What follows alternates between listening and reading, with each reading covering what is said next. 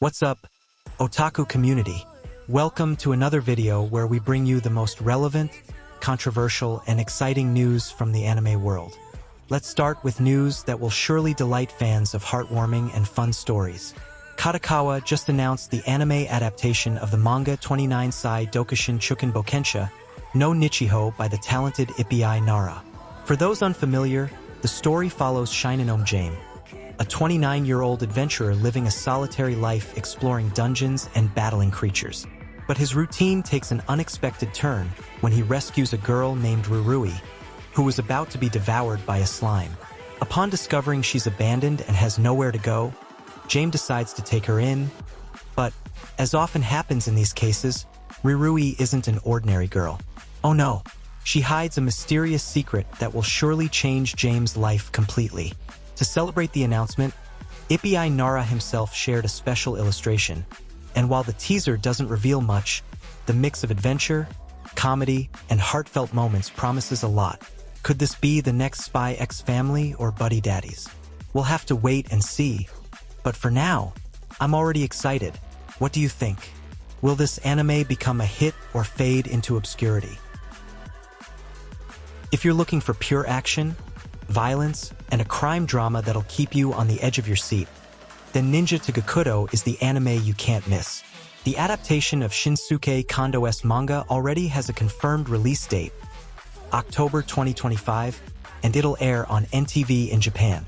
The story takes us to a modern Tokyo where, in the shadows, ninjas and yakuza wage an endless war for control of the streets. Imagine centuries of rivalry, betrayals, and brutal combat, all set in an urban landscape bathed in neon and blood. Kodansha, the publisher behind the manga, describes it as a rough, masculine manga that floods Tokyo's sewers with blood. What a description! And if the anime captures that essence, we're looking at a strong contender for one of the best of the year.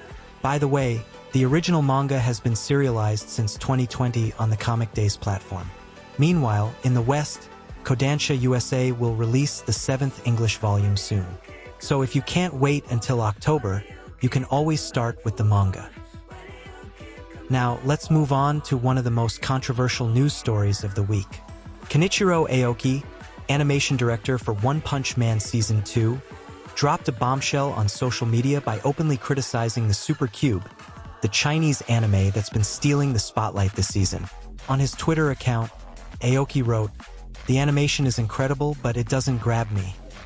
The direction isn't polished. If everything moves at the same pace, it feels like you can't process it."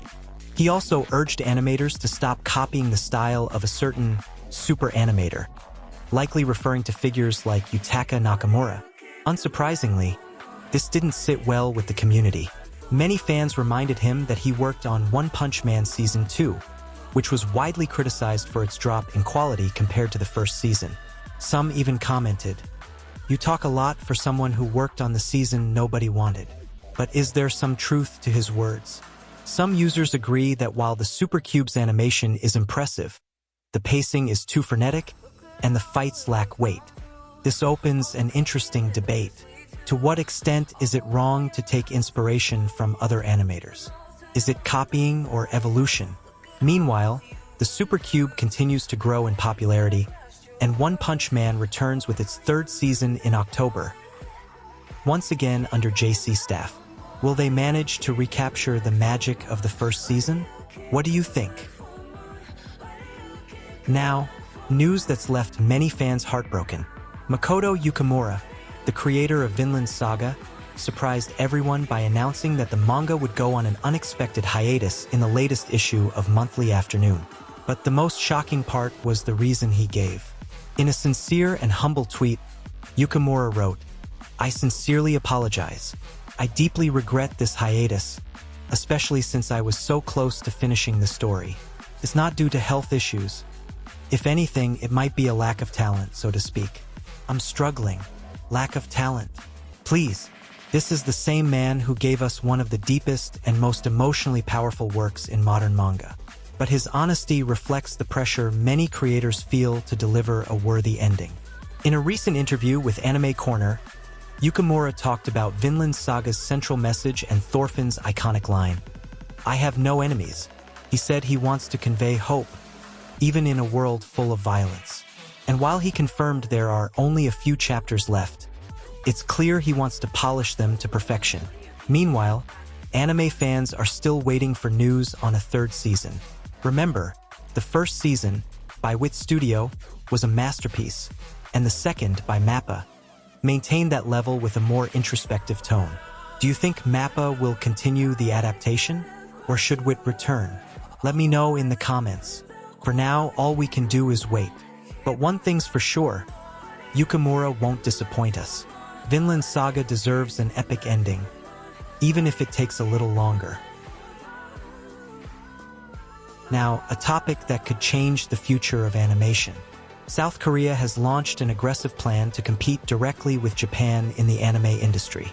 The Korean Ministry of Culture announced a 20 billion Korean wons fund, about 14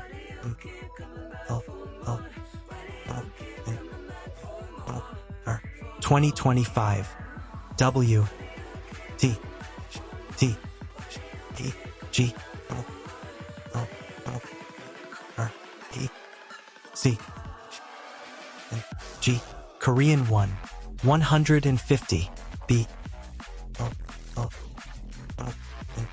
14 million for 2025, with a goal of reaching Korean 1150 billion 100 million by 2029. Their objective? To dominate the global market with Korean animation, or as they call it, K-animation. But this isn't just about money. Their strategy includes webtoons and AI, turning hits like Solo Leveling into multi-platform franchises, using AI to create spin-offs and speed up production. Focus on adults, moving away from children's animation and targeting young adults with dark, complex stories like Sweet Home or Hellbound. International co-productions, offering cash incentives to attract foreign studios, especially from China and Southeast Asia. There are even key partnerships. Red Dog Culture House, Korea, teamed up with Studio Pierrot, the studio behind Naruto, and companies like Netmarble are behind anime like Shangri-La Frontier. But can they really surpass Japan? Japanese anime has decades of head start, a unique cultural identity, and die-hard fans. Korea, on the other hand, is betting on innovation and technology. Personally, I don't think it's about who wins, it's about fans getting more variety. Imagine a world with traditional Japanese artistry and hyperdynamic Korean animation. What do you think? Will Korea achieve its goal, or will Japan remain king? Now, let's talk about One Piece because episode 1127 has sparked a controversy nobody saw coming. For context, this episode featured the long-awaited clash between Luffy in Gear 5 and Kizaru, with spectacular animation thanks to freelancer Chancellor Vincent, who always elevates the quality. But someone at Toei Animation ruined the experience with the most outdated sound effects in history. And I'm not the one saying it. At /hone_hone, an in-house animator at Toei, tweeted, "Toei should fire One Piece's sound team. It's unprofessional." The tweet was deleted, but the internet never forgets. Fans exploded. The reason? Toei keeps using the same sound effects from Dragon Ball Z in the 90s. Metallic punches, repetitive slashes, and that whoosh that's become a meme. Even Piccolo Damiani's, Dragon Ball's sound designer, commented, "Using them like this is like in GT3 sounds per episode, and that's it." But here's the funny part. A user named at /Corbivo edited the fight with modern sound effects, and the difference is abysmal. Feels more impactful, realistic, and cinematic. Why does Toei insist on the old style? Nostalgia? Laziness? That said, nobody denies this was the best episode of the Egghead arc. But it reignites the debate.